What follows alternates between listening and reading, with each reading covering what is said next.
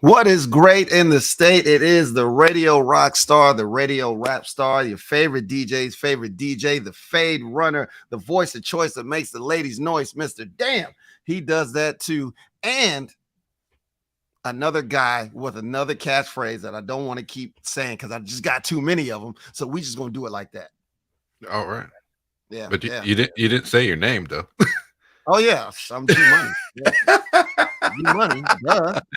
I just said all that. Like, okay, he's this, he's that, is that. So what's his name again? What's his name though? Yeah, Clarence. Well, it is I, the wrestling professional, the very best at talk wrestling and every damn thing. It's me. It's DB. I'm here. It's DB. DB is in the building. Mr. Magnificent will be joining us shortly because late. He decided that that even though he has somewhere to be, he wanted to sit down and eat somewhere when he should have just got his plate to go at a birthday dinner. First things first, merry mother loving birthday to Nightstick Eddie Brown. One and only. Without this man, I swear, without this man, we would not be in the wrestling business. This is literal facts. This is real facts. Without this man, we would not be involved in anything wrestling related. We'd be sitting back just as fans. So again, happy birthday to the one and only Nightstick, killing it. That's right. We just left the birthday dinner. You know what I'm saying? I didn't go, but you know. Yeah, I know. Welcome to episode number 103, 103 of Smash the Mat. Now, the reason we didn't make a big deal about the 100th episode is because before I started numbering them, there was a whole lot more. So I don't know what number we're actually on. Yeah. But kayfabe wise, this is 103. This is now 103, the new 103. This is now 103. You know what I'm saying? So look, we are here. We in the building. There's so much stuff going on. Not quite as much as last week. Thank goodness. Last week was crazy. It didn't calm down a little bit. It did. You know what I'm saying? So it plateaued a little bit. So just a tad. Just a smash. Now, of course, hey Mike. Now, of course, if you're watching live, don't be afraid to comment, and we will show them on the screen. And if you got questions and such, or you just want to say some funny stuff, this is the place to do it. Yeah, man. Shout out to everybody that's watching on Facebook. If you're watching on our Smash the Mat page, if you're watching from the Smash the Mat discussion group, if you're on Twitter watching at Smash the Mat Pod, if you're on the YouTube Smash the Mat podcast, you know what I'm saying? We stream the shows live and then we send them to the streaming platforms like Apple Podcasts, Google Podcasts, Spotify, you know, TuneIn Radio, all that other stuff, man. So shout out to everybody that's checking us out. We really, really appreciate you. We're trying to get some money. All day. Let's get money. So personal life things. What's going on in your wrestling world? So as far as myself, I've been, last month was actually beginning of this month, it was my 3-year anniversary of being in wrestling. You know what I'm saying? So 3 years of training. I've been wrestling actively for 2 years. I joined the CYN organization earlier this year. And speaking of this Sunday on the Pro Wrestling TV app, CYN versus Future Stars Initiative. Now, this is great because the Pro Wrestling TV app is free, and I have a match on this one. I didn't have a match on the other one. I got a match on this one, and you know what? You're gonna see some excellent talent, some of the best in the Carolinas, man. Shout out to AML, and this show is dope, and that's dropping this Sunday. Oh, fun fact, this Sunday, I'm going to miss it because I'm going to Charlotte because my favorite rapper of all time, Busta Rhymes, is coming to the Carolinas. Busta Rhymes, Nas, and Wu-Tang. And like, it's gonna be a legit show. Before I die, I have to see Busta Rhymes do a show live. I have to. That's so legit. So plus I already saw the show, but I'm gonna watch it again. That's gonna be good. Absolutely. Good. What about yourself, sir? Not much. I mean, just working. God, that's work. I swear I got new equipment. So, my nerdy side, I'm getting excited with using new cameras and stuff. So that's just been great trying to keep the things building, Excellent. You know what I'm saying? All So right. shoot, well, we would ask Mr. Magnificent, but he's Nobody cares. late. Yeah, Late. So let's just get into it. You know what All I'm right, saying? general wrestling news. There's still news, even though there's not a lot of news. Pat Buck, Brandon Cutler, and others that were helping break up the fight in AEW are now off of suspension and back on the road. Now, Kenny Omega, Christopher Daniels, and Michael Nakazawa, they already had time off. I guess there was a bunch of wrestlers after All Out that had time off anyway. So they're in Japan right now. Like Daniels is wrestling. Kenny Omega is looking around. Actually, he was at Sega recently. That's right. I don't know if we got those pictures in there, but he was at Sega. I do have it. It's a lot of stuff. But yes, he was in Sega. You know what I've noticed? Like, not just Kenny, but a lot of New Japan guys have been in the Yakuza series. And he's next up. He's going to be in the next Yakuza game. I played a couple of them. It's not a bad game. I like it's not bad. It's solid, but he's well ingrained in the gaming community. I feel like Kenny Omega is setting up his later career or whatever. So, oh yeah, absolutely. He's making that happen. But hey, so I guess their investigation has continued, but the Elite and CM Punk and Ace Steel are still out currently. Poor Tony. He's still stressed after that situation. Boy. Jeez. Boy. Jeez. I don't want to jump too far into it because we have other things to cover. But I just want to say this, man. Like, you had a great weekend, Labor Day weekend with wrestling. Obviously, AEW, like they took over all the news with all the backstage shenanigans. You know what would make their show so much more must see? If they could get these guys to work. I understand the CM Punk is hurt. I understand, but if you can find a way to get these guys to work together, make money and bring that heat to TV, one of the hottest angles of all time was when that whole situation with Edge, Lita, and Matt Hardy. Yep. You know what I'm saying? Because you heard about it like in the wrestling internet streets, but when Matt Hardy came back and just jumped him, and then and then they were like, technically he didn't work for the company, or so we saw, exactly. And like there's just so much you could do with it.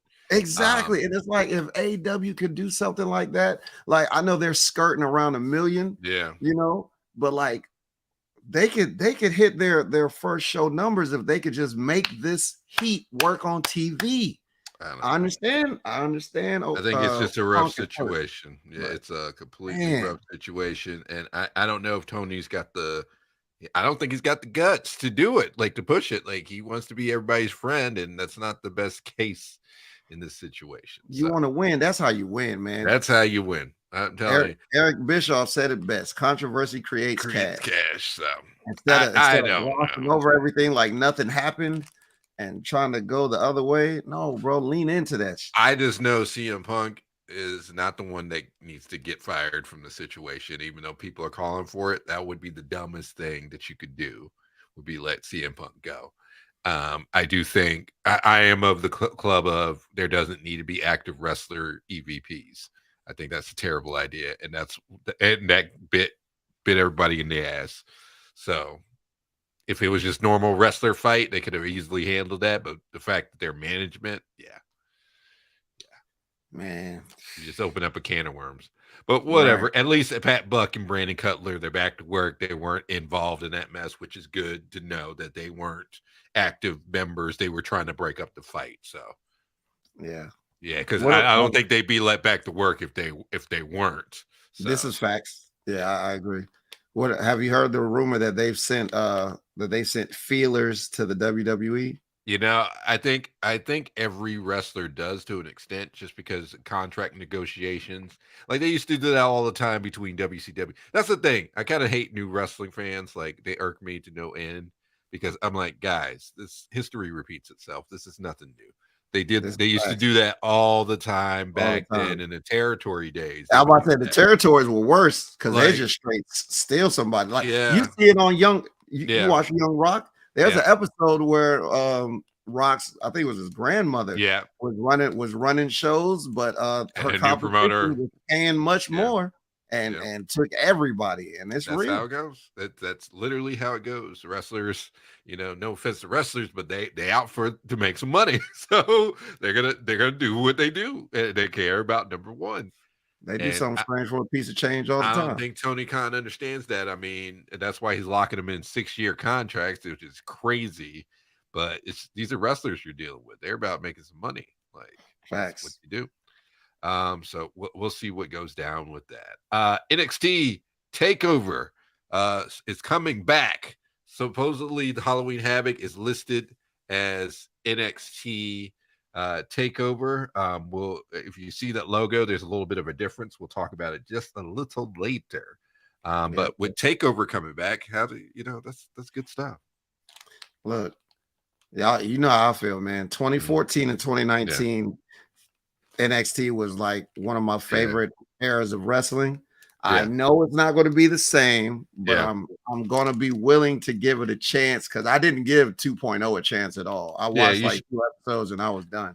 Which you should have. You should have, man. I tell you, people gave 2.0 a bad rap when it wasn't really as bad as people put it out to be, but it's whatever. It's just whatever. But also in news, there was photos of Sasha Banks and Naomi out and about. They were part of Fashion Week, and bro, they living their life. They living their life. Like, let me tell you, imagine if they had the titles during all this stuff. Talk about marketing, talk about promotions. Like, they are a legit tag team. They are everywhere together, and that's the type of visuals that you want. Like, come on now. Like, we got to get to a point where wrestlers can go out there, do these opportunities, but still be able to come back and wrestle in great storylines, but not be on the road as much. I think things are changing, which you mentioned a rumor that you heard about Nick Khan and Vince McMahon, what the plans were. Yeah. So do you want me to get into that? Yeah, let's get into it. All right. So and now just I listen to other podcasts. Mm-hmm. I listen to Jim Cornette. Also listen to Keeping It 100. So on Keeping It 100, they have a guy on there named Billy Body.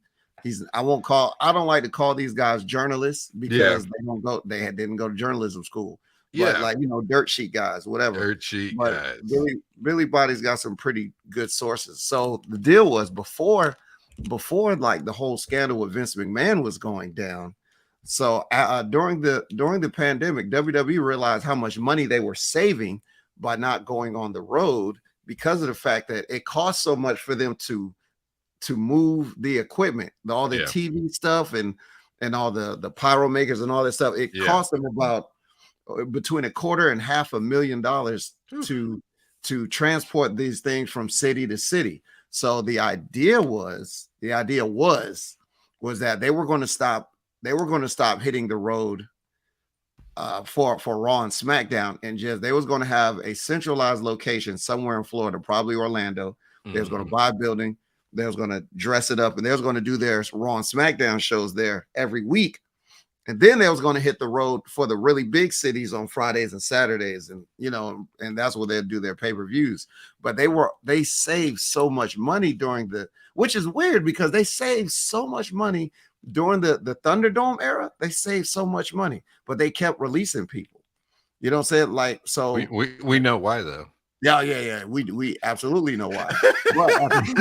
We know why. But at the same time, like, they realize, you know what, we don't have to do this. We could just, you guys could just fly down to Florida and come see our shows. We'll just do them here. I could pay off so many more women.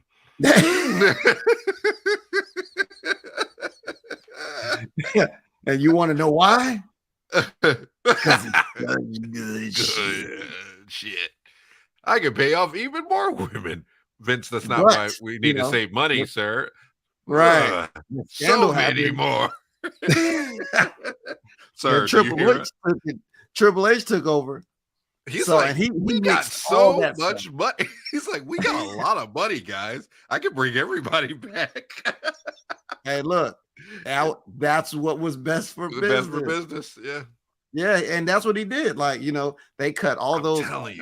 We're not gonna save money. No, we're gonna keep doing what we've been doing. That's how it happened. That's how it went down. They hired Nick Khan. He was looking at the books and he was just like,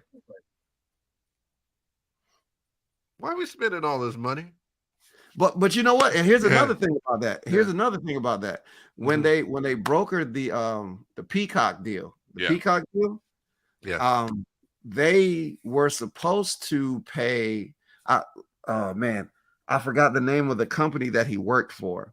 Yeah, but it was it's like CAA, like creative art something. Yeah. So they was initially supposed to pay them a large amount of money for the deal, but instead they hired Nick Khan and just paid him, so they technically saved money by doing that, but they also did themselves a favor. Yeah, you know what I'm saying? So shout out to, and once again, I got this information from the Keeping It 100 podcast. Shout out to Billy Body, I was about to say Cody, Conan, Inferno, Joe Feeney. It's crazy. Did I miss much? Yes. Look who decided to show up. All right, you only got a quick little bit to introduce yourself, and then we gotta keep it moving. Who the fuck are you? I am the playmaker. I am. Come on. Sorry, not enough time, man. You took too long. Yeah, I was about to do my Caprice Coleman impression. Come on. Yeah, man. Better make it quick. We're on a time crunchy. You already. I'm Mr. Magnificent. Welcome. Thank you. And you get one bit. What is something going on in your personal life or wrestling? Like what's actually a lot of nothing. I've been kind of chill. Good. Okay. Oh man. Okay. Anyway, sorry, we're out of time. I'm not doing that anymore. Okay. I do that. So now, unless you say something ridiculous. So, but yeah, why don't you show the other picture of what? Damn. Yeah. Alex is right. Even Alex was like, "You." He knows where I was at. He wasn't there. How he know where you was at? He was messaging me the whole time we were there. Well, yeah. Show the other picture of what Sasha Banks and Naomi have been doing. Yes. The sad thing is I had it queued up. And then this guy shows up all late. Yeah. But some interesting. Oh my God. Now look, I don't know what's going on with Sasha and her husband, but that man knows better than Naomi. He knows better. But he's got a great job. He's a stretcher. So hey, look at his face. He is not enjoying this whatsoever. He is not. Not at all. That is a pure business face. That is business. It's like I get no pleasure out of this. I'm gonna stretch you. That is all we're doing. Bro, he's got the straightest, you didn't season my food face. Yeah. I just don't. Okay, it kills me. Show that picture one more. Show that picture one more time. You said show the picture. Yeah, show the picture. Let me. We have to talk about. Okay, why is this dude wearing like Jordans, like days, like hat? Like that is not stretching gear. Like what's so That's professional. Like, okay, is this real? Like Omar said, can't get it cut out of the podcast. Bring joy to my life. Absolutely. All right. Well, the people want it, Ken, so it might happen again. Let me find out the highest segment of our show is when Ken gets taken off screen. You bet we're doing it. All right, let's dive right into results of what went down. SmackDown this past Friday was a Clash of the I was going to say Clash of the Champions. Clash at the Castle Fallout. So it was their first show. The fully reunited Imperium defeated the Brawling Brutes. Yes. Hard hitting match. So it's good that they're back. Then moving on, Raquel Rodriguez and Aliyah, the women's tag team champions, defeated Toxic Attraction. My girls, Gigi and JC. JC. Yep. And they're killing it. So I hope they really get the full call up. But right now they're doing double duty from what it seems like. So we'll see. More money. All right. Even though she said she doesn't need to be in the main event picture, Ronda Rousey won an opportunity to face Liv Morgan. She defeated. That was pretty That was like weird because I remember everybody saying, she doesn't need to do it. Yeah. She's like, I don't need to do it. And then they throw her back in there. So the one thing they cannot do, they better not have Liv go over on her again. Like, it better be impossible. I don't even technically want Ronda to win. I just hope it's got to be shenanigans. Yeah. Like, just get a DQ or something. Because, man, like, but at the same time, I'm kind of tired of seeing Liv as a champ. So yeah. So we'll see. I don't know, but it's tough. But this is who else is in the match. You had Sonya Deville, Xia Li, Natalya, Lacey Evans. It's like the SmackDown women's roster is looking kind of rough. And my question to you guys is, how do you push these other women? Because I feel like they're all in such a rough, weird spot. Like Lacey Evans came out with her hair down. She actually looked freaking different.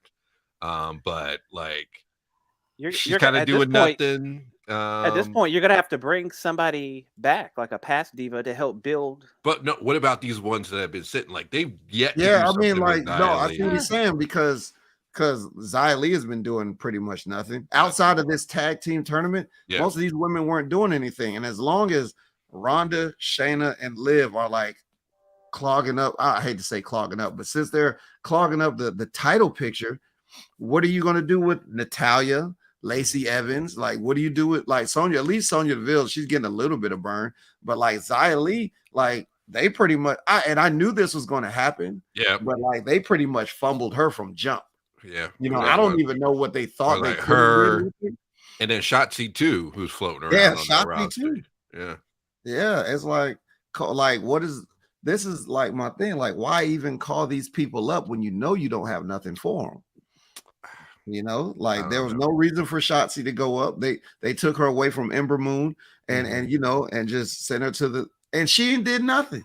Yeah. She has done nothing. I mean, she was teamed up with Tegan Knox for a little bit, which I thought that could have been something, and then they got rid of Tegan. No, they fired Tegan. Yeah, see, that's what I'm saying. And then Shotzi, I don't know. It's been back and forth, but I don't know. Just what do you do with these women? I just think Triple H is going to figure it out, but he is very methodical with his approach. He's not been going balls to the wall every week. It's like week by week, little by little, he's working on things, which is great. All right, keeping it moving. You mean to tell me it's long-term storytelling? Long-term booking. Get it right. Long-term booking.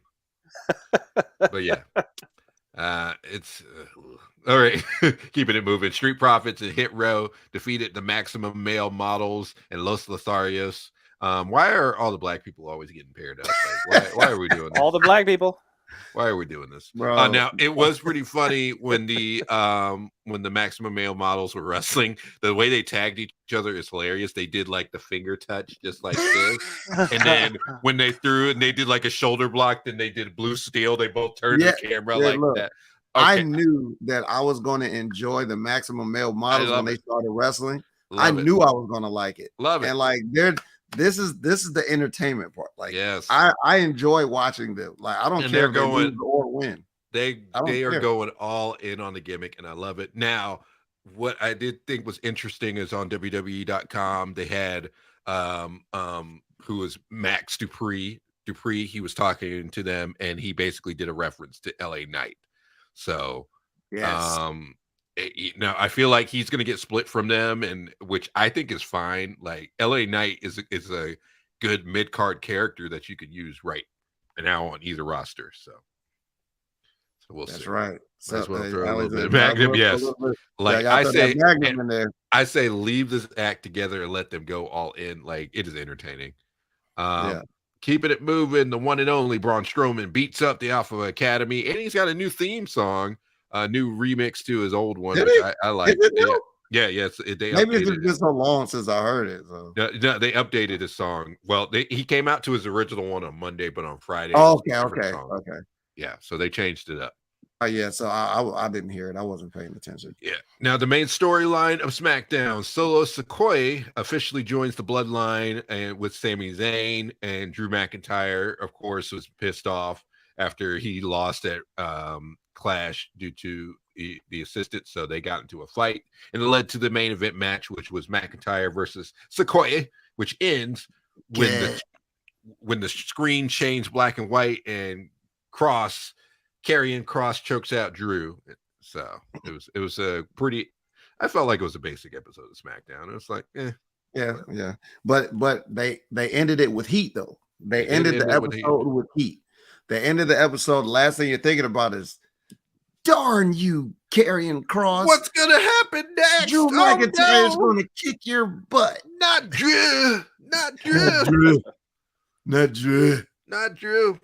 All right.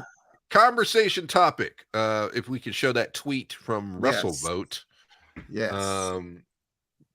So, which, by the way, thank you so much for being a loyal watcher or listener. So Wrestle Tweet says the situation with the world titles in Roman's reigns is complex. According to the source, they would like to go into Mania season and WrestleMania itself with 2 champions, but they also don't want Roman losing at all prior. I'm told Triple H and Co. are open to all ideas. Now, JD from Miami says Vince decided to put both belts on Roman. Now Triple H needs to clean up the mess. Roman can be champion going into Mania. Cody wins the Rumble. Sees Raw doesn't have a world title. Challenges Roman for WWE title on night 1. Wins. Roman can still be champion for The Rock on night 2. So, conversation. How do you split these damn belts up? What we got? Bro, remember when I said WWE books themselves into a corner a lot? All the time. This is a huge corner. This is Mrs. McMahon logic. It's like still living on.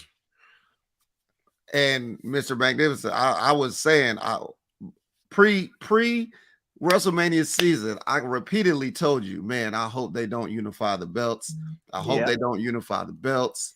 You know, I mean, it's a great look for Roman. Yeah, it's a great look. He's going to reach that legendary status for sure. How do you take a belt off of him and keep him looking strong without him taking a pin? Because he cannot take a pin until the time is right. And separating this for that is not it. I know what you do, which they should have did at Clash. They should have done it the whole time. You have Theory cash in, and it turns into a triple threat, and he pins the other person. That is how you get one belt off. But they should have it like there's like some rule in the Money in the Bank contract that you can only do it for one title.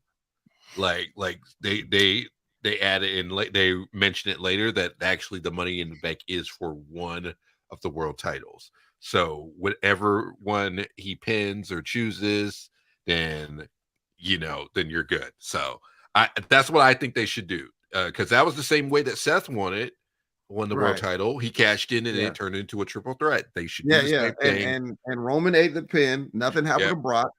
You know what I'm saying? So you do the same thing with Roman. You have he could be wrestling whoever, and Theory cash it. It's got to be a big time baby face though. So it would have to be like either like a rematch with Drew or some, who else is a big baby face that because right now all the honestly your big baby faces, you got a Riddle who's coming up on that level, Braun's back, Bobby Lashley, Kevin Owens who's kind of rising up the ranks again. I do be knowing. Thank you. Yeah, I do be knowing. I tell you, somebody needs to hire me. That's a good point you brought up about Braun. I think it's either going to be Braun or Cody when he comes back. Are the only two right now I can see doing it. Omar said, I like to see them split the titles into 2 falls triple threat match. Each fall is for a different title, like when Kurt Angle lost both the IC and European Championship at WrestleMania without being involved in either fall. I remember that, and that was also a great match. That wasn't that Angle, he who shall not be named in Jericho? Yeah.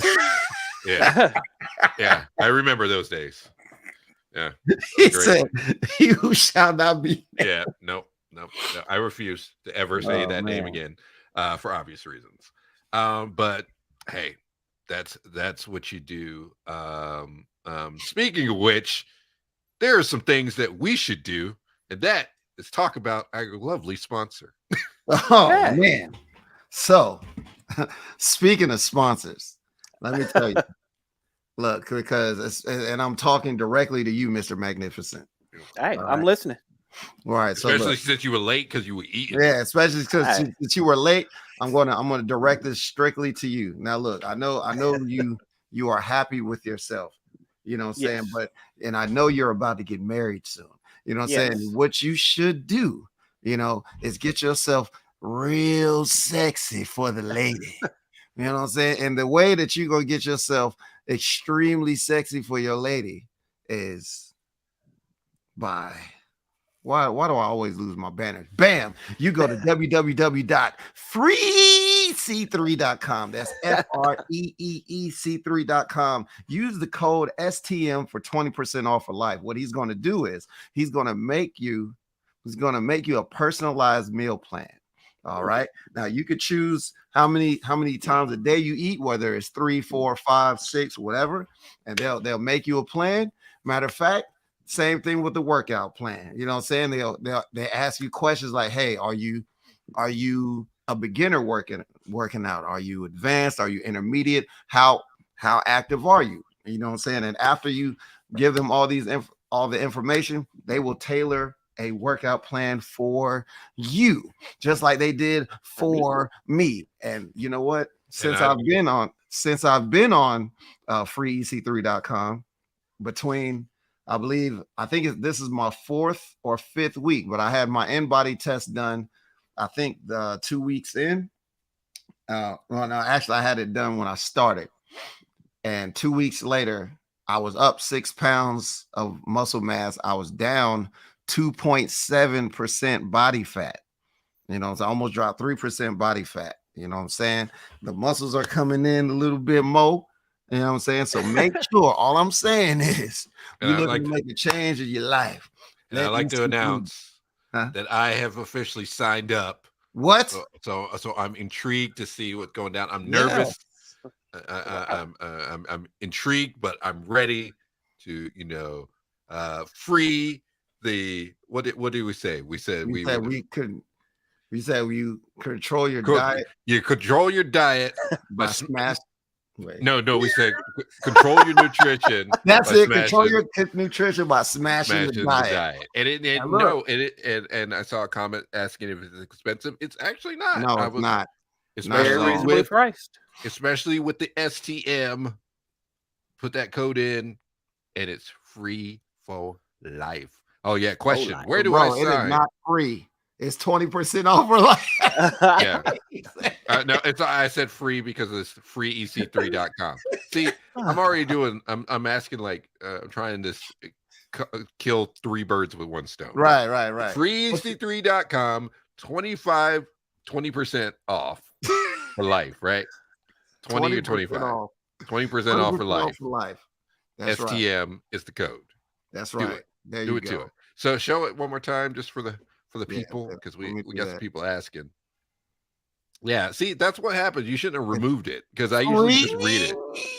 C3. It's 3 E's. FREEE C3.com. Freec3.com. Use the code STM for 20% off for life. And I'm doing it too. So I'm intrigued. And let me tell you, I've done a couple, diets and stuff. You're not eating the same thing every day. You know what I'm saying? It's a variety of food. After about 2 to 3 weeks, it changes. Yeah. So you're not eating the same thing every day, every week. You know what I'm saying? So, and there's hella variety. And if there's things in there that you don't like, you can swap out a meal. They'll add something different in there. Like that. There was a lot of stuff on mine with avocado. I don't eat avocado. I switched it out. No shavakadu? You don't like shavakadu? I don't know what teshuva is. Yeah, shavakadu. Yeah, I'm not. The freec3.com. Yeah, there it is. Control your nutrition by smashing the diet. You know the deal. Our first sponsor. Yes. And speaking of great physiques, let's show that picture of Sir Gargano. Uh-oh. You said Gargano? Yeah. Let's show that picture. Because if you free free EC3 if you do, control your nutrition, you might just end up looking like this guy. You said Johnny Gargano with a great physique? Yeah. Johnny Gargano? Yeah. Why is this playing on my other feed? Hold on, I gotta find that picture. I didn't see that one. Let me go back. Well, I will find it, but let us continue. Oh yeah. Well, I was trying to. Well, he came back and he had his Raw debut. I deleted a bunch of stuff. I might have deleted the wrong one. Smooth. Yeah. Smooth. Well, he basically returned to television in his first match since leaving NXT on Monday Night Raw, and he defeated Chad Gable in a great match. That match was low key. That match hit, of course, because Chad Gable's in it. It was Chad Gable. He's been wrestling everybody and killing it. But Johnny Gargano, he's Johnny Wrestling for a reason. He looked great. Wanted to show off. Like there was he did post up on Instagram that he did lose a bunch of weight in the interim, and he got abs and he's pretty cut. He looks pretty good. Like for no disrespect to Johnny Gargano, because he's one of my favorites, but that man was 120 pounds, soaking wet, holding a brick. Yeah. So, like, I mean, him toning up, you know what I'm saying, leaning up. He got in shape. So it where to the point where he did not look as small as he usually does. So I definitely do not see this picture in this chat, but it's okay. It's all good. It was in there. I'm definitely looking. I'm going through everything. Oh yeah, I don't see it, but I have to. I just want to show this one because I thought this was hilarious. Yeah. I love this one. That's good. I love that. I don't know why, but that one speaks to me. Because that's real. Hey, we got Tatiana in the building. She said, congrats on y'all's first sponsor. Thank you. Hey, thank you. Thank you for joining in. You know what I'm saying? Trying to make it happen. So we all can look great. And maybe Mr. Magnificent might join in and do it too. Question: Do we talk about indies? Yes, we do. Yes, we do. We do. Yes, we do. There was a time when we used to attend mad indie shows. Yeah. And then we come back and talk about them. So now we just talk about the ones that we can catch. Yeah. Business has picked up. Speaking of, I watched Raw Reality of Wrestling on YouTube. I think it was like a week ago. And I don't know, like I caught a random ass angle. And I think the angle was where Charmel took control of Reality of Wrestling from Booker T. And like, it was like this is the only episode I had seen, but I was intrigued from jump. He's got a new Harlem Heat too, which is like two white guys, which I think is really funny. Yeah. I saw that. It's like two random white guys. Harlem. Okay, but Harlem Heat. Okay. Hey, but Booker be doing things. Okay, wow. I put it in the chat again, the photos, so you can show whatever. But keeping going down the show, Kevin Owens cut a great promo against Austin Theory, basically calling him out. He said there are hundreds of guys that come through that look great like you, but they fizzle out. And whereas people like me, people like Johnny Gargano, we are like diamonds in the rough. There's only few of us, and we work extra hard. Like, it was such a great promo.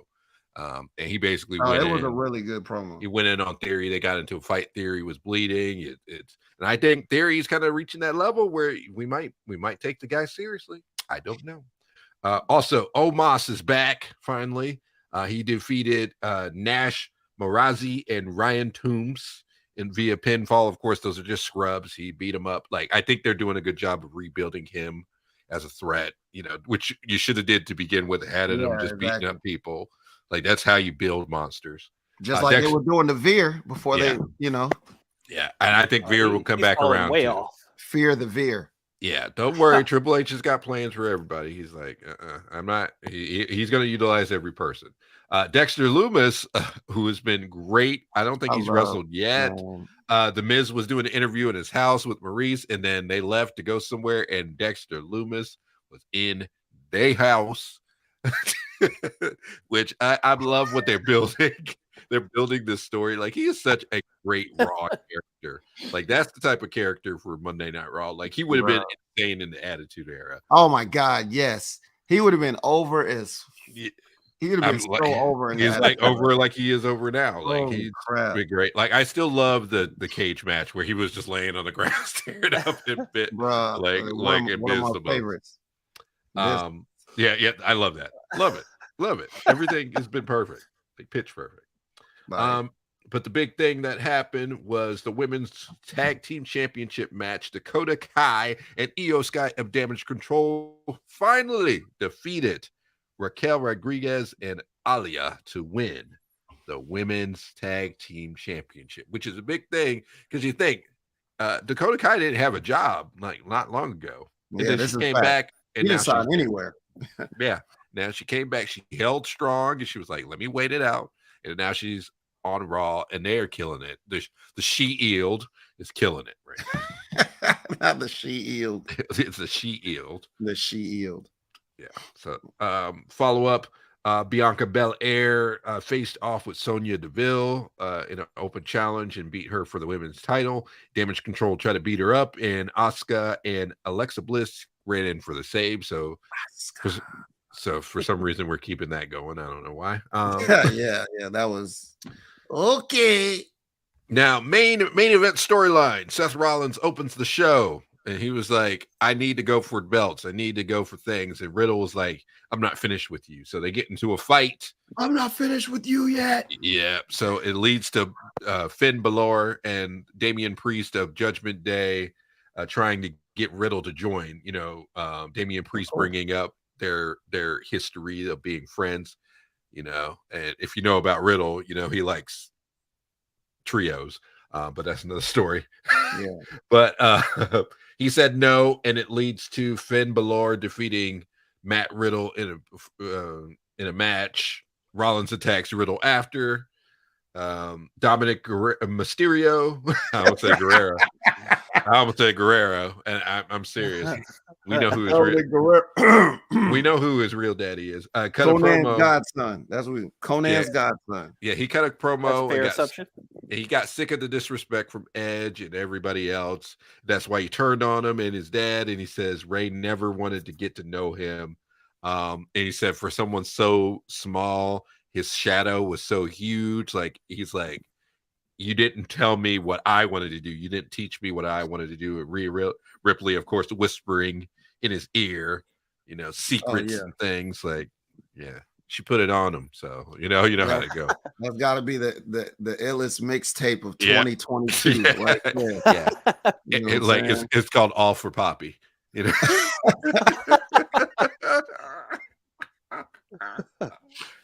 Yo. Oh, Jesus. Oh, God. Yeah. And look, hey, first single, Edge is done. Edge is done, son. Edge is done. Now, speaking of which, Edge defeated Dominic Mysterio by disqualification. Ray tried to interfere to stop him, you know, from beating up his kid, and his kid was being stupid. So it just was a whole situation.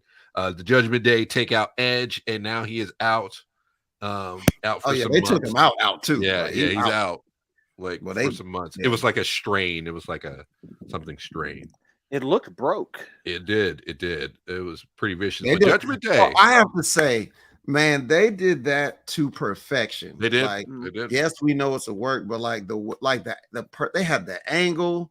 They did everything. It was just the way like you have to really trust the guy to jump off the top rope and land on your leg and expect him to not shatter it.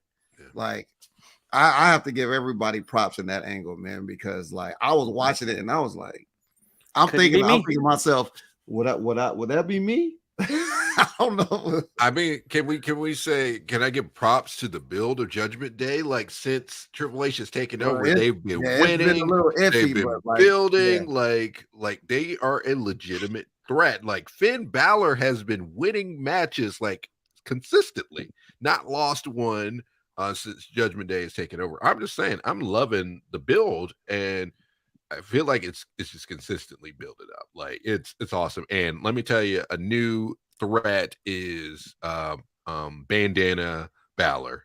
Like Finn Balor with the Tupac bandana. He's vicious. He is vicious. Look, I was very partial to Prince Balor. Yeah. I loved NXT heel Finn Balor when he was the Prince. I loved that, and I was like, that's what I wanted. But I think I can deal with Purple People Eater Finn Balor. I think I'm cool with Purple People Eater Finn Balor. Purple bandana Finn. Like they are like gangsters. They're straight up gang. Like I saw somebody post up on Twitter. They're like, "Oh my god!" Like Rhea Ripley is straight up a chola. Like there's no doing the makeup, and they're calling her Poppy. I'm like everything. Ooh, Jesus, it's so funny. Right. Let me tell you, but they're doing a good job of building. Like Rhea's not really wrestled, but she's just been, she must still be hurt. She doesn't have to though at this point. But this is how you keep somebody like she's hurt or whatever, but you can't tell she's still a focal point. Yeah, and like you don't miss her, and she's still doing everything. Honestly, she's doing better now without wrestling. Yeah, she's doing much better. That's the thing. That's what gets people. Her wrestling wasn't bad.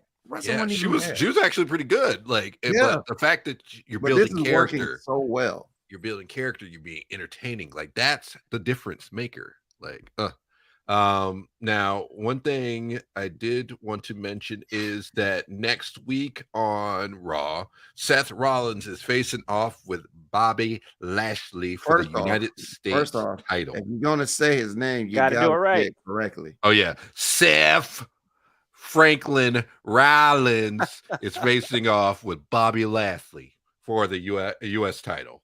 And let me tell you, Bobby coming in like a smart brother. I'm loving the look. He's the buff librarian. Yes, yeah. He's like, he's going to sell you a bean pie or something. He's like, hey, you're overdue. You need to turn in your books.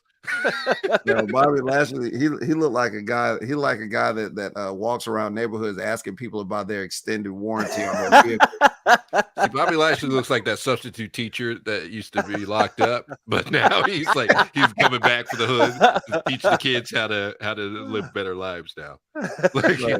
Bobby Lashley is the ex that your is the friend. He's the friend that your girl said, "Oh no, don't worry about him." Oh, okay. Then you meet him and you're like, man, come on. No, man. In fact, Bobby Lashley, he was the nerd in school. He got beat up, and now he got buff. And he, as an adult, he's like angry. He came back angry. He's coming back for the woman who always denied him in school because it's like a Tyler Perry movie where like her husband hits her, and now he's that good guy that comes in and gives her a better life. This is clearly Bobby Lashley working behind the desk at Spectrum, trying to tell you that you need to upgrade your internet connection. Oh God. Oh Jesus. So that was great. Keeping it moving. No, one thing I will mention is I'm loving, like, a lot of people are mad that Roman is not doing shows, but I think this is the perfect opportunity for the mid-card titles to take center stage. In my opinion, there should be only world champion, but your mid-cards should be like the main titles of the shows. Like that's how it used to be. It's like if they weren't world champ, they were intercontinental champ, and they were like everybody wanted that. That's how you build. There's nothing wrong with your mid-card champion being the main event of a show. Yeah. There's nothing wrong with that. That's how you do it. How do you expect them to take how do you expect them to take it serious if it's not on the show? Might as well make it a main event of a show. But I will say I love this the most is that when a champion wrestles, it's for the title. I think I've always been I hate non-title matches. I think they're stupid. They're the dumbest thing. They're predictable. Well, they're also irrelevant. It's like if you're champion, you should be defending your title. Why are you wrestling if you're not defending your title? Like there's no point in that. So it makes sense for them to be in tag matches. It makes sense for them to have a promo or to be watching. But a champion should always be, if they're wrestling for their title. That because if they lose, it's like you might as well just give them the belt. Like, what's the point? Right. Like, give them the belt. Just you lost. Like, we already know what happened. So you lost. And I feel like there's not been a non-title match since Triple H has taken over. Yeah. I really don't think there has been. Nope. So that should tell you something. Yeah, I'm not even sure. All right. I don't think so either. All right. So we'll keep it rolling. Any thoughts on Raw? Any other thoughts? Oh, wait, let me check my notes and let me see if I wrote anything down. Because I think we covered everything. Yeah. And nope. All right. Did not. All right, keeping it moving to NXT. Now, this was a big one because it's been 1 year since the start of NXT 2.0. So a lot of big things have happened through that year. The show started off with a cage match, Pretty Deadly defeating the Creed brothers to retain the tag team championship. And let me tell you, both teams are really great. Which we'll address this in just a second. But yeah, so Pretty Deadly still champion, but because of what's his face, his brother, what's his name, Damon Kemp. Damon Kemp handcuffed the Creed brothers, and it gave Pretty Deadly the opportunity to get out. So, which I don't understand how Damon Kemp is feuding with two people. Like, he's feuding with the tag team, so I don't know how they're going to got it like that. Yeah, so hey, we'll see. Fallon Henley defeated Lash Legend. I hate that Lash Legend, all she does is lose. I think it's annoying. No, but after that promo, Mandy had the line of the night because her and Toxic Attraction just talking trash, and Brooks Jensen or the other dude, they were hitting on Mandy, and Mandy, of course, is just like, why are you talking to me? I'm Mandy Rose. And Fallon Henley's like, look, Mandy looks like somebody that says that quite frequently. Yeah, like, why are you talking to me? But yeah, Fallon Henley was just basically like, I'm not afraid of you. I got you. I'll beat you down. And Mandy hits her with, she looks back to the rest of the Toxic Attraction. She's like, I remember when I won my first match. I laughed so hard. I was like, that is so rude. That's how you kill that. Line of the night. Keeping it moving. Von Wagner almost got into a fight with Sangha, who's like a big Indian guy. Toxic Attraction was out next, but and their promo was interrupted by Alba Fire, who we know as Kaylee Ray. Fire. That's right, Kaylee Ray. Yeah, so I guess they're setting up that as the next feud.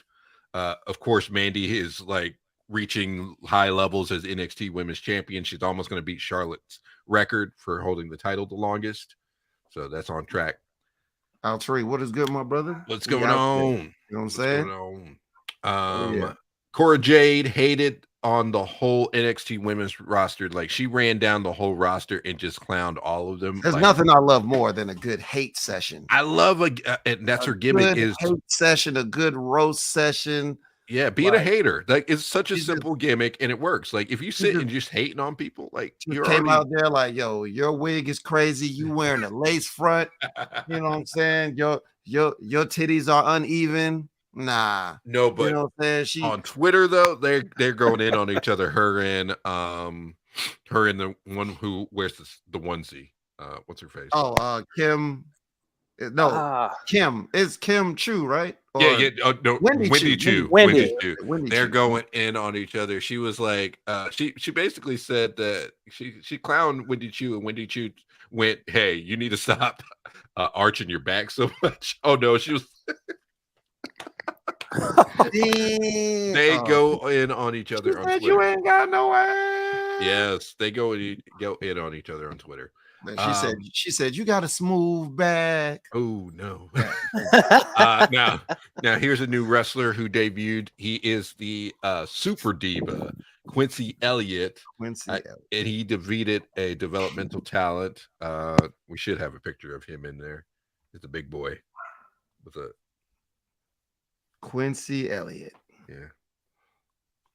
So it would probably help if I knew what he looked like. Yeah. You know, it has his name on there. Yeah. It's all right. We'll find it. It's okay. But he basically looks like Viscera. He does. He dressed up. His outfit kind of had the King not Mabel. A joke. Oh, okay. No, this is not a joke. He had it almost looked like the King Mabel look. Yeah. Yeah. Okay. I see. I see where it is. Oh no, Alexander's just gonna go in. Yeah. Oh my God. Oh yeah, we gotta show this picture. Holy crap. Yeah, we gotta show him. I did not. Yeah, I obviously skipped over that one because that is ridiculous. Mm-hmm. So did he come out on a scooter? Oh well, it was like a spinning chair. It looked like he had a scooter that he usually comes out with, but this time it was like a spinning chair with smoke everywhere. That's like if Goldust met Mabel.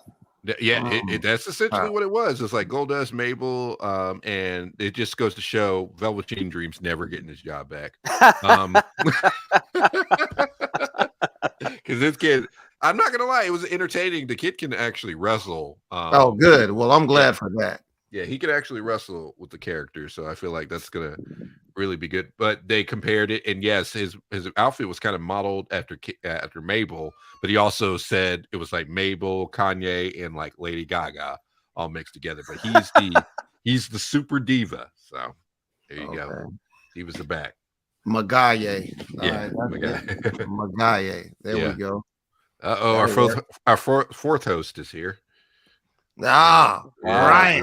The man myth, Bryant Wilkerson.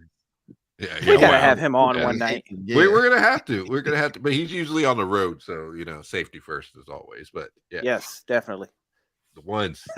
All right, keeping it moving to the show. NXT has a lot of stuff that just happens. Let me tell you. Cameron Grimes and Joe Gacy defeated the D'Angelo family. The Dyad beat up Grimes after. They've been trying to get Cameron Grimes to join the group. Of course, the Dyad being the former grizzled young vets. They changed them. Yes. And Joe Gacy is Zach Gibson looks so awkward without facial hair. He looks so weird. So weird. It reminds me of Kane whenever he took off the mask. Man, like he's got that look. I'll be like, this is not Liverpool's number one most hated or whatever. Yeah. Man, do you remember like people in the UK used to hate Zach Gibson so much. And they used to say, what was the joint? If you hate Gibson, shoes off. Shoes off. If you hate Gibson, shoes off. If you hate Gibson, shoes off. If you hate Gibson, shoes off. Like, oh my God, they hated that man. He was like super heat. Yeah, like but then they put him in a tag team, which it ended up working. But it did work. But bro, like I feel like he at some point should have been NXT UK champion. He should have been. That would have pissed everybody off. Yeah, they hated him so much. But he's got a job, and we'll see what goes down. Keeping it moving. Nikita Lyons and Zoe Stark defeated Ariana Grace and Kiana James. Grace. You mean Yam Bigelow? Yeah. God bless her. God bless her. God bless her heart and all her parts. You mean Thicky the Dragon Steamboat? Yeah. Oh yeah. Wasn't it Rob Van Yam? You mean Sasha Spanks? Yeah. Rob Van Yam.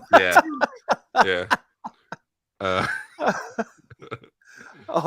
So they defeated Ariana Grace. Ariana Grace, of course, being Santino's daughter, and she's not bad. And Kiana James, she's got a good look, so I feel like they're pretty good future stars. The Dyad got into a brawl with our black brothers Idris Enough and Malik Blade, of course. Blade being, I think he's one of Devon's kids too. Malik Blade. Oh, really? Yeah. But they're pretty. Well, Devon got twins, don't he? Well, he's got another kid. Unless he's got a okay. Yeah, I don't think he's one of the twins. Unless I think one of them was trained by Devon. Yeah. I don't know if there's. I don't know. Maybe it was some association. It could be. I'm not sure. Now they've been running this storyline for weeks, where Javier Barnell has been talking trash to this NXT security guards, and one of them is named Hank Walker, and he keeps calling him a prick whenever he walks away. Who are these guys? Let me tell you, it's been a random storyline. where the NXT security guards have had a story. So he wrestled and defeated Javier, and Shawn Michaels gave him an NXT contract. So now Hank Walker is an NXT superstar. Hank Walker? Yeah, Hank Walker. He's just a tall white guy. So, yeah. All right, moving on to the main event storyline. Now, they can make anybody a star. They really could. Now, Carmelo Hayes originally was supposed to face Wesley. Of course, Wesley, one of the former MSK. Or MSK.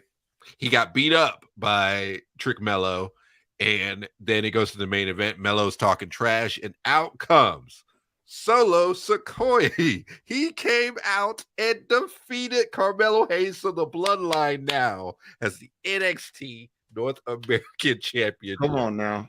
Like, come on now. He about to go ham on SmackDown tomorrow. We the ones. That's what happens. That's the bloodline.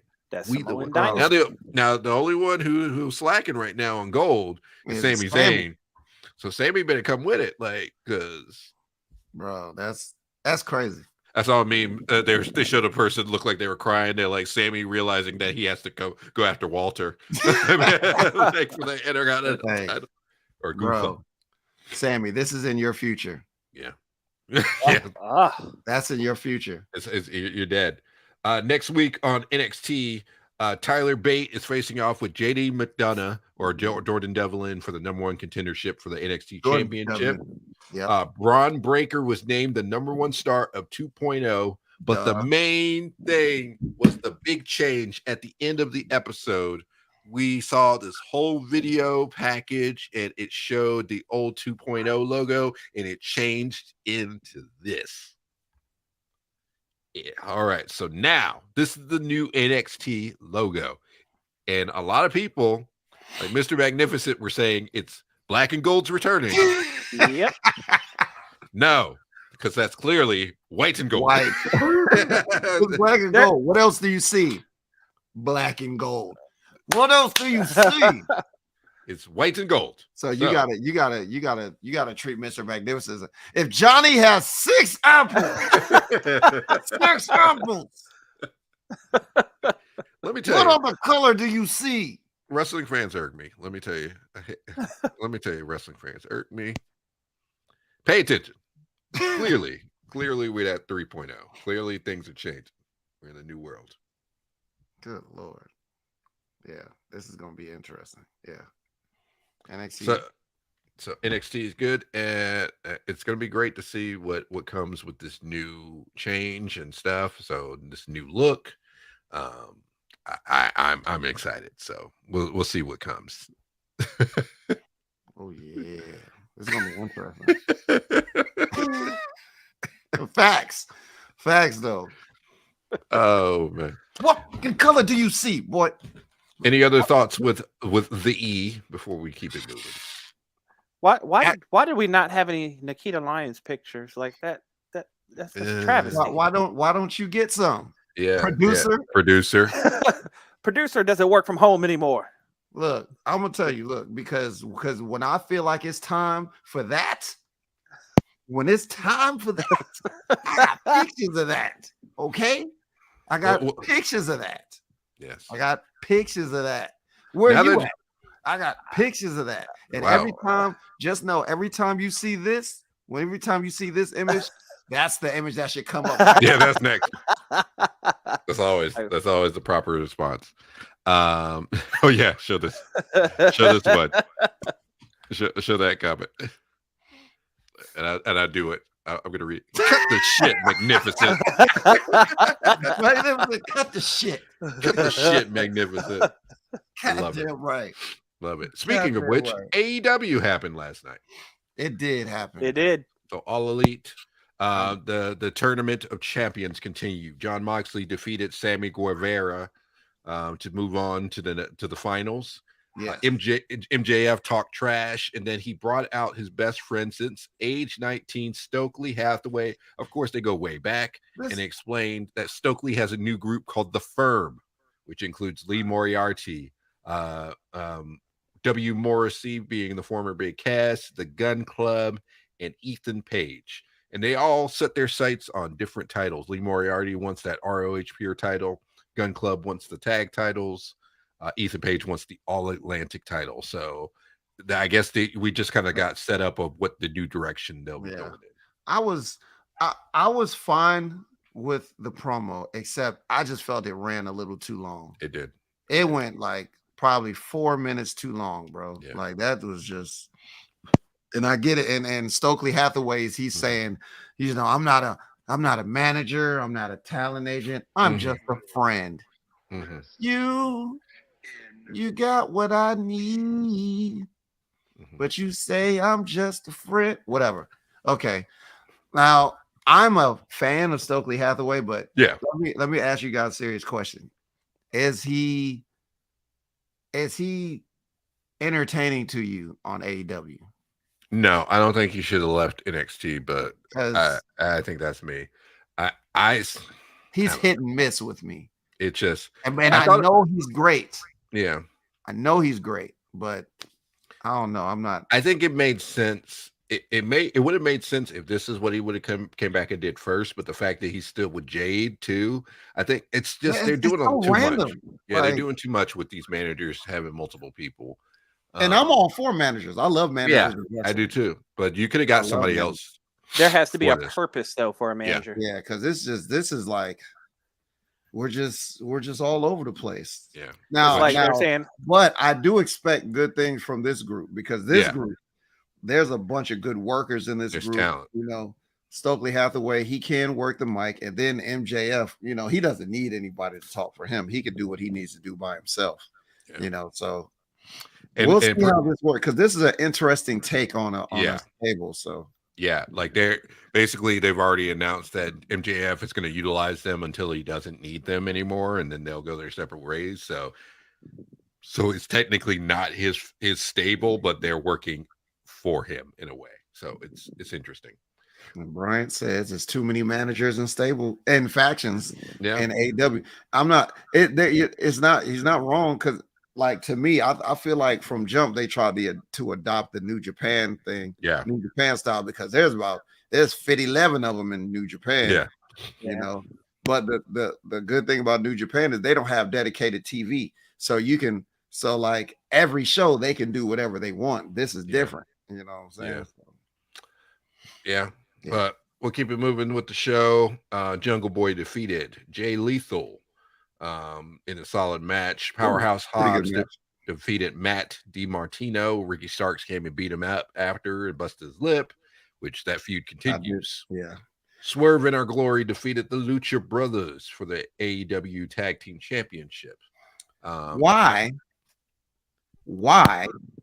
would you have your newly crowned trios champions in a tag team match where they lose?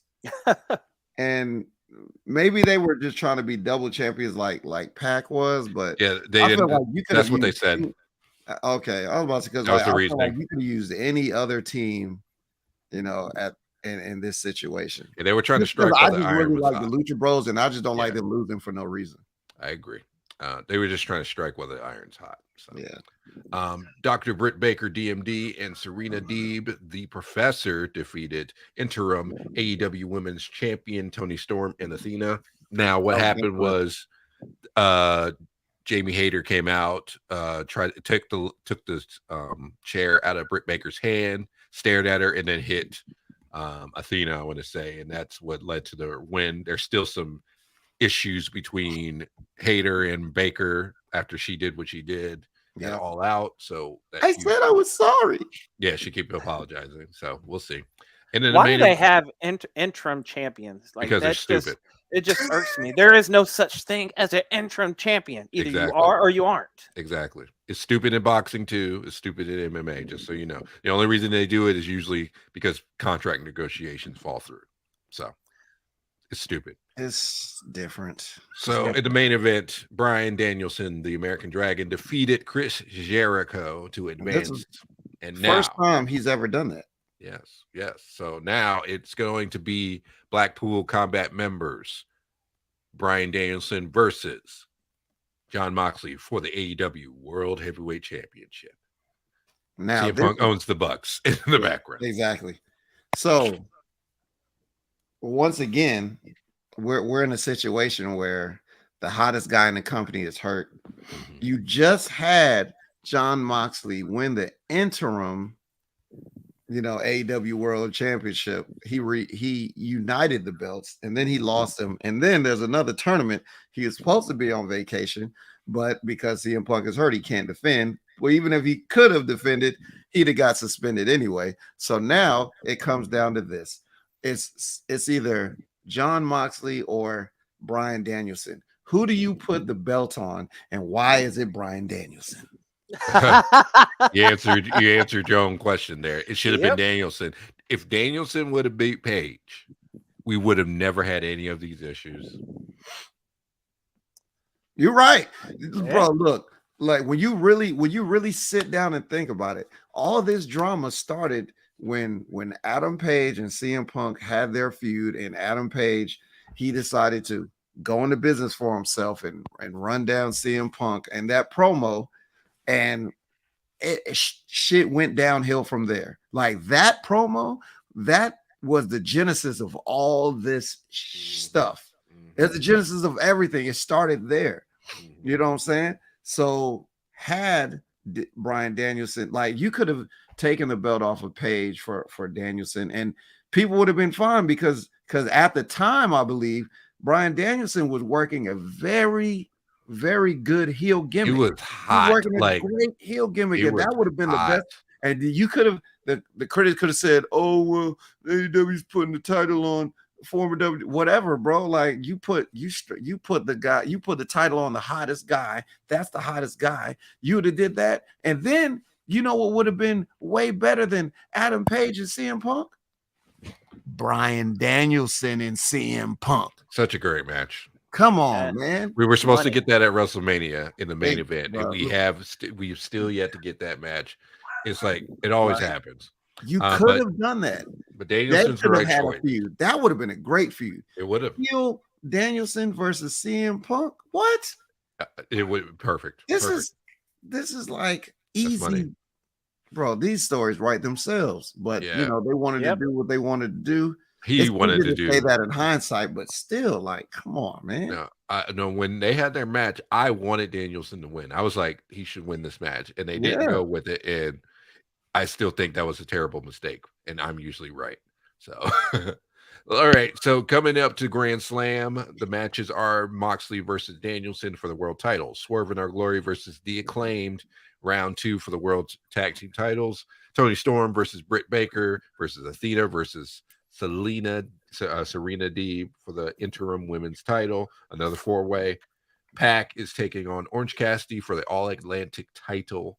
And on Rampage Grand Slam, Hook and Action Bronson are taking on Angelo, Parker, and Matt Menard. Cool Hand and Daddy Magic. I wish I'd have known that all I needed to do to get into wrestling was not wrestling, become a rapper. Yeah, I would have just started rapping instead of taking the way I'm taking now. Be a rapper or famous in social media. I should have just got famous in general. Yeah. I could have been a famous DJ. You know what I'm saying? Could have got into wrestling. It could have been. Easily. Who needs bumps? You know what I'm saying? Hey, I am interested to see how Action Bronson does, though. I am very interested. Maybe next year he'll pop up on this list. It's time for the PWI Top 10 list. Now, of course, they do this every year. And here's your top 10. Number 10, Jonathan Gresham. So he has something further to throw in Tony Khan's face. Big E's 9. Hijo del Vikingo. Hijo del Vikingo. Now he is AAA champion currently, I want to say. That's him, bottom middle right there. Yeah, he's AAA champion. I do know that much. Then, of course, the American Dragon, Bryan Danielson. Cody Rhodes, the Cody Shabazz X Rhodes is right. Number 6, fighting racism and going up that list. Absolutely. Number 5, the U.S. champion, the one and only Bobby Lashley, the Almighty. Hangman Adam Page is 4. Number 3, CM freaking Phil Punk. Number 2, of course, Okada. No. Kazuchika. Oh, I'm sorry. Okada. Yeah. Kazuchika. And the one and only, of course, because we the ones. You know, we the ones. We the ones. The tribal chief, the head of the table, the big dog, the one and only. Your tribal chief. Your tribal chief. Leader of the bloodline. He is the show. He is the face of WWE. The face of all wrestling. Roman reigns. He reigns supreme. Yeah, Cody Shabazz X. Fighting racism. You know, well, first of all, let me say this. Oh, yeah. DB, I thank you for sending that list this morning because my car reads me my messages. So when you sent the list of all 500 people, I then drove to work listening to 500 names being read over my car. Whose fault is that? Why is your car set up that way? Why is your car set up that way? Doesn't make sense. Because I've never had anybody send a list of 500 names. But why? Why are you getting your list said to you like you're an old fart? Like, what is that? You got bad ears? Yeah, like, is that wrong? But most importantly, why is Moxley not in the top 10? Because he's John Moxley. That's why. What? Does he need to be?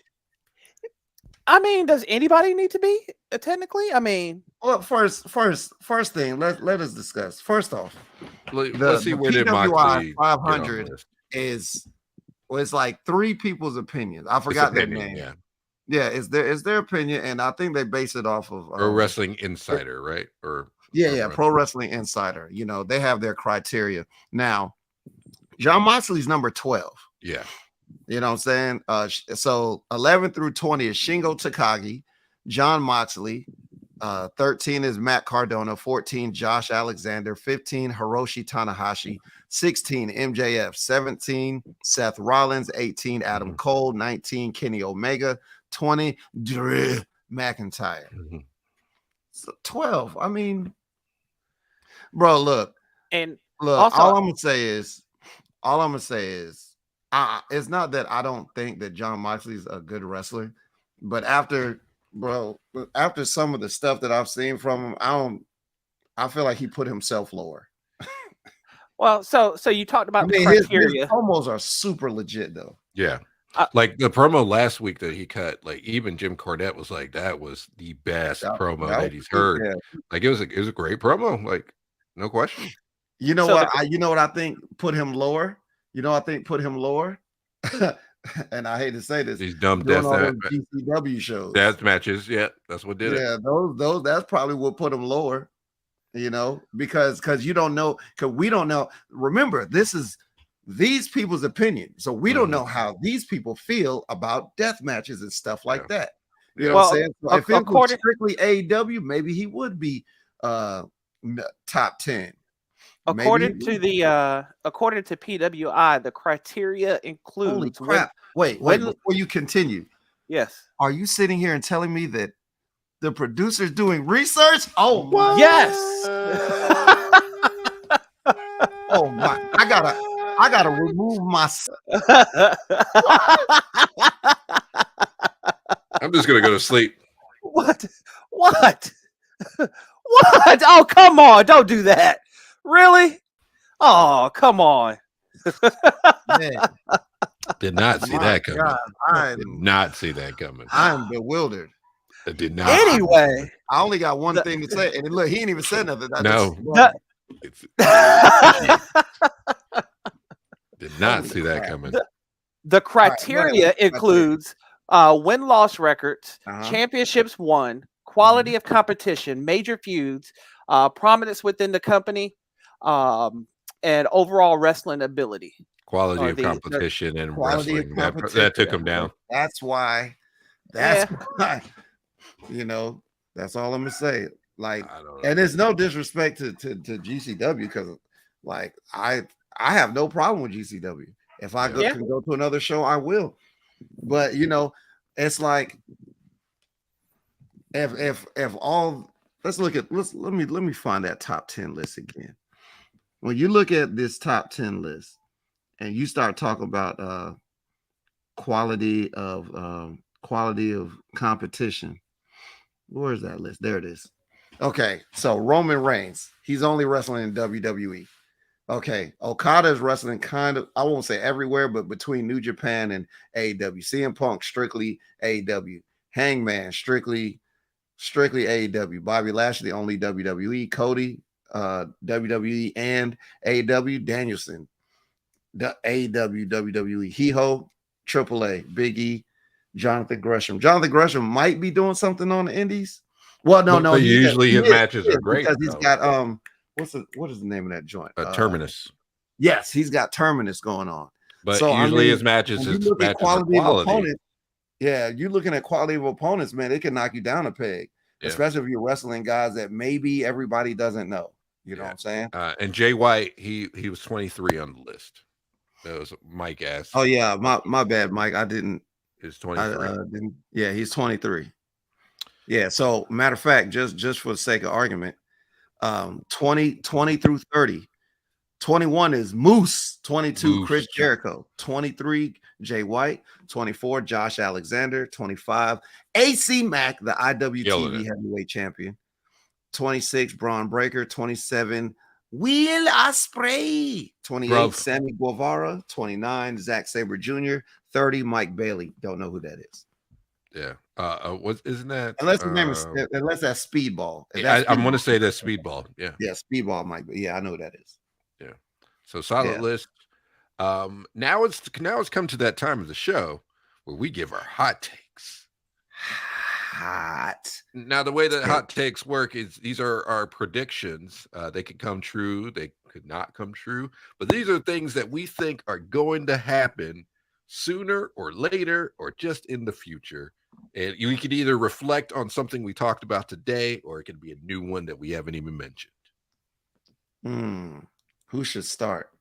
Should I start? Yeah, start it off. I'll start. Okay, so this isn't necessarily my hot take, but I heard this and this is interesting to me, and I want to see if it comes true. So once again, the hot take is that at the next WWE Saudi show, it's going to be Braun Strowman versus Roman Reigns. Now, the reason I say that is, once again, keeping it 100. Shout out to Billy Body. But one thing I did not know was that Braun Strowman is huge, not in person because he is, but in Saudi Arabia. Big time. Remember when he won the greatest Royal Rumble? They gave him like a belt. And, exactly. He's friends with the king, and he goes there occasionally and all that, and they request him because they love big superstars. So I would not be surprised.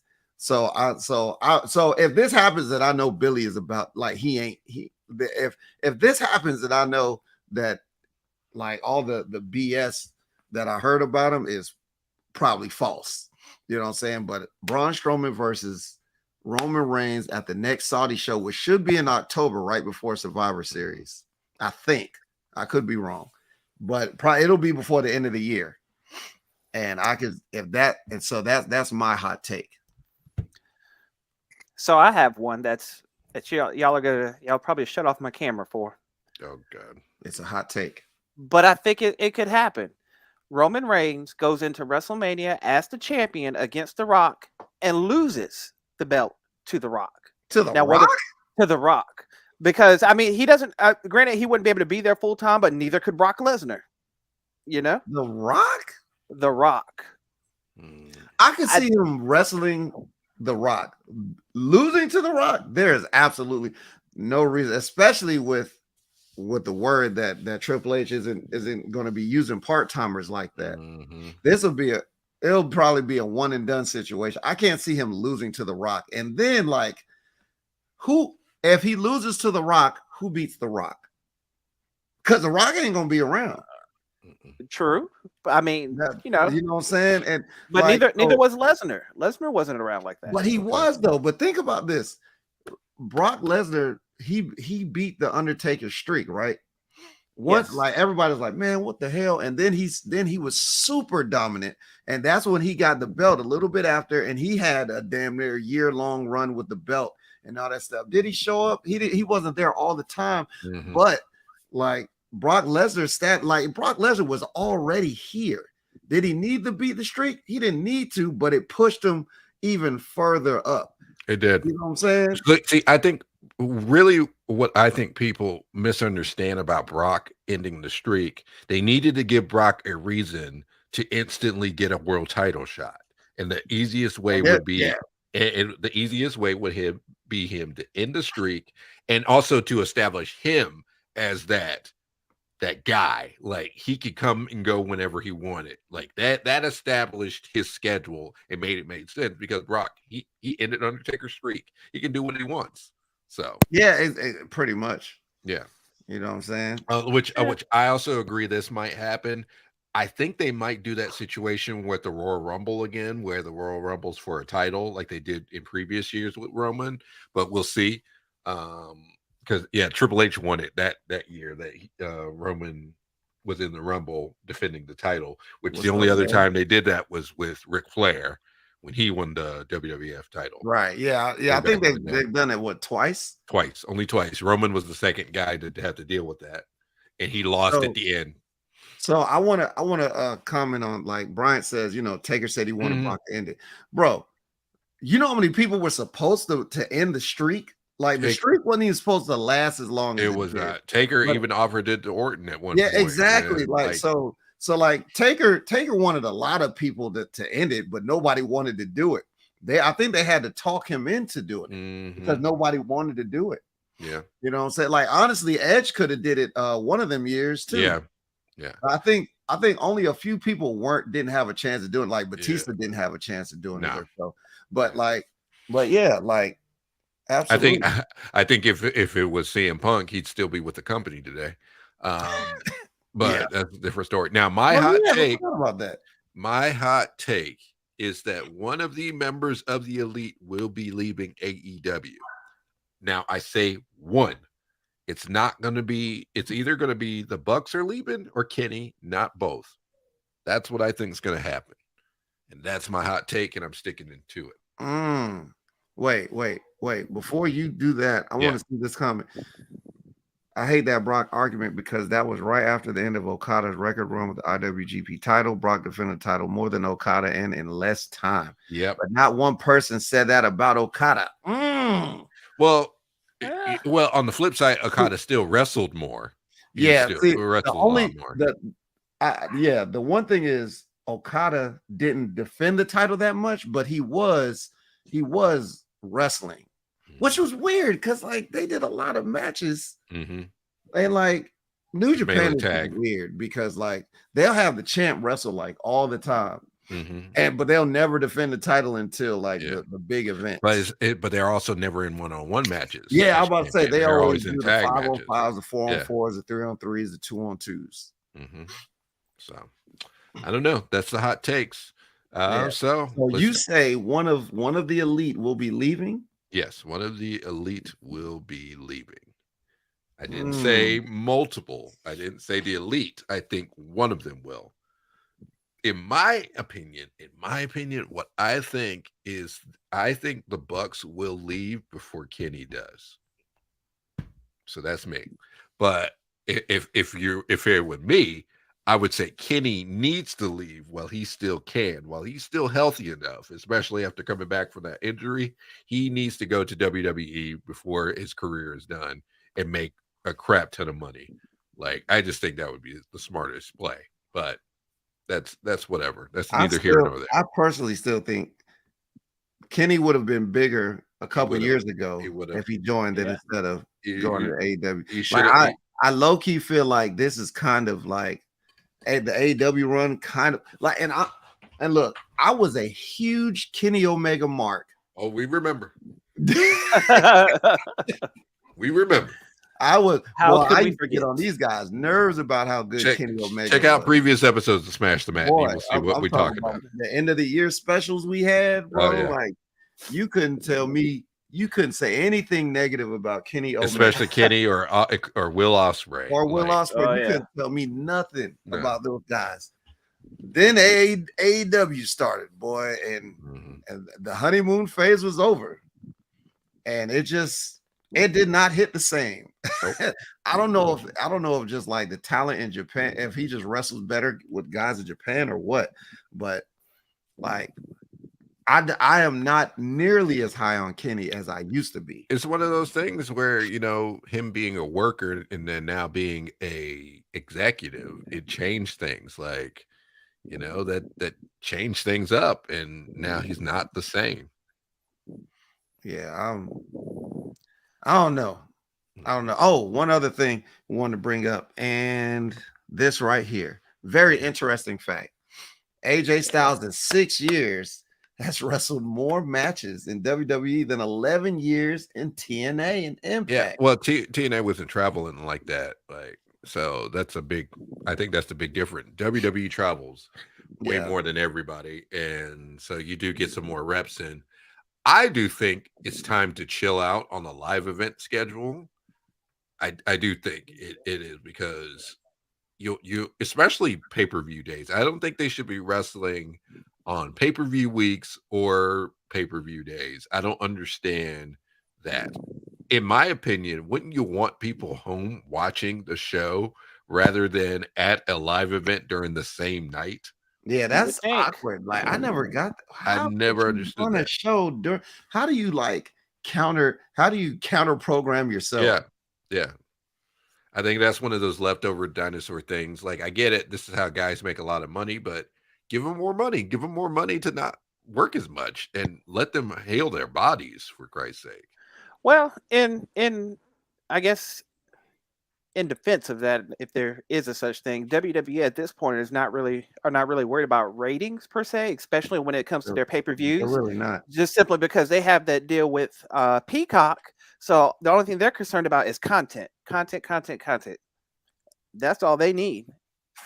I mean, but you can also, again, we realize from the numbers of them saving more money when they're not traveling and making more money. Right. Like, they made stupid amounts of money in the Thunderdome era.